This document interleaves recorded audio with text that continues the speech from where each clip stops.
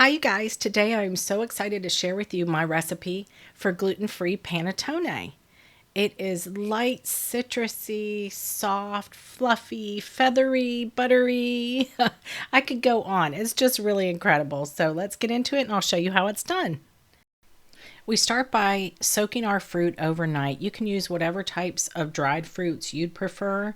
I'm using raisins, golden raisins. I have candied orange and lemon peel. And I'm adding vanilla extract to that. And then the liqueur of choice I'm using is amaretto. Again, just like my gluten-free Stollen, I just prefer that amaretto almondy flavor. You can also use dark rum if you'd prefer. And we'll just mix this together and let it soak overnight. And this will be at the same time that we make our bread dough, which is my gluten-free sweet. Oh, there's a stem. We got to get that out of there. If you find a stem in yours, make sure to get it out. So the dough for this is my gluten-free sweet dough. I will leave a link for that below, of course. You make this up until the point where you refrigerate it overnight. And the next morning or the next afternoon or whenever you're going to bake it, I put it back on the mixer. You can also just dump this out onto your floured surface and knead it.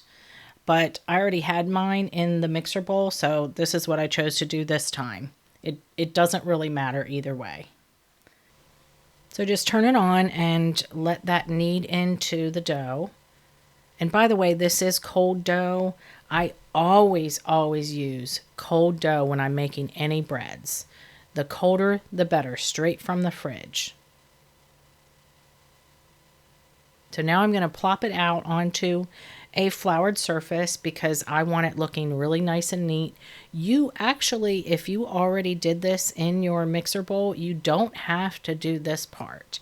You could just plop it right into your panettone mold. I'm doing this because I want it nice and pretty and uniform and whatever.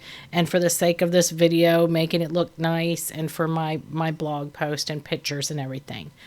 If you don't want to do this portion and get your hands all dirty, you could definitely just plop it right into your panettone mold. If you are doing this, however, just go ahead and take a minute or so, not too long because you've already done the kneading in the mixer bowl, and just knead it into a nice cohesive mass. This is a good hefty amount of dough here, so it is going to take a while to rise, I will tell you. And some of the problems when people have problems with a dense, they say their bread is dense or whatever, most of the time it's because they did not let it proof enough. So here are the panettone molds that I have. This one is the biggest one, I believe. I'll leave a link for that below, both of these. This is a smaller one. If you use that one, you need to probably use half the size or the amount of dough. But I'm using the bigger one. I wanted to make an entire large loaf of panettone, the traditional large loaf of panettone. They have all kinds of molds, though, on Amazon, from like mini, almost like muffin-sized panettone molds on up to this big one here. So let me clear off my work surface just a little bit so you can see this. And this comes up about halfway. And we're going to want it to rise to all the way to the top. Not much more than that. You don't want to overproof it either. But I'm spraying the top just in case it reaches the plastic wrap. And I don't want it to stick. So I'm going to put the plastic wrap back on it and let it rise in a nice warm environment until it has pretty much almost doubled in size. So here it has risen. This is the perfect height. And we're going to take it off the plastic and we're actually going to add an egg wash to the top, which is just 1 egg mixed with 1 tablespoon of water and just a little pinch of salt. And we want to be extremely gentle with this. So I'm going really slow because there is so much air in this dough right now. I don't want to press too hard and deflate it in any way.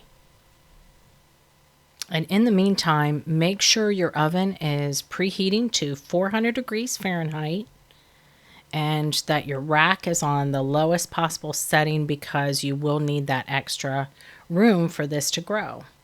So now I'm just using a small paring knife to cut some slits into the top.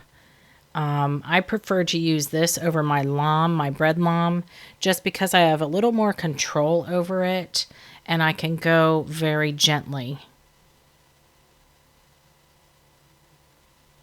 Now I'm just doing a cross, and that will just allow the bread to expand further. Now this portion, this is pearl sugar. You don't have to do this at all. I just like the way it looks and the crunch on top. I'll leave a link for this below. I get it on Amazon.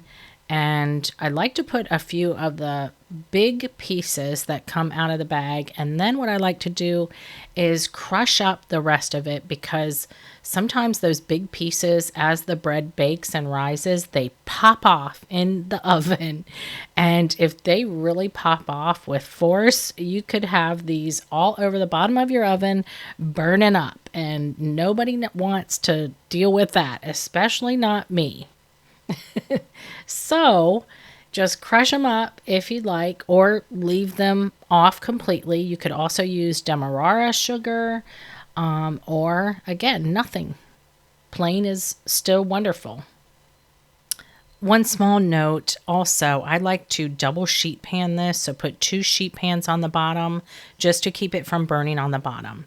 And we'll start out at 400 for 15 minutes, drop it down to 350 for 55 to 60 minutes, or until a skewer comes out clean. You can tint it with foil halfway through the baking time if it's getting too dark for your liking.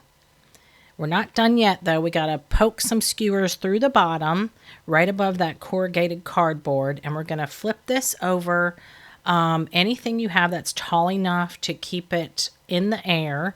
I'm using my 2 flour blend containers. And you want to do this so it doesn't collapse onto itself. And we're going to let it cool completely. You don't want to cut into this when it is still even warm. You want to wait until it's pretty cool so it doesn't end up being gummy in the middle. And now we get to cut into it, because now it has been long enough. And you can see, I at least hope you can see how soft and fluffy and feathery this bread is. If you've never had true Italian panettone, you have got to give this a try, because I bet you will absolutely love this, and it will become a traditional bread that you might serve at Christmas time every year. Can you see this? Can you see all that fruit in there? And oh, you can just see how soft and fluffy it is. And then it's nice and feathery when you pull it apart. Like, what gluten-free bread does that? This one does. And it's so delicious, you guys. And if it gets stale after a few days, just make French toast with it. Enjoy.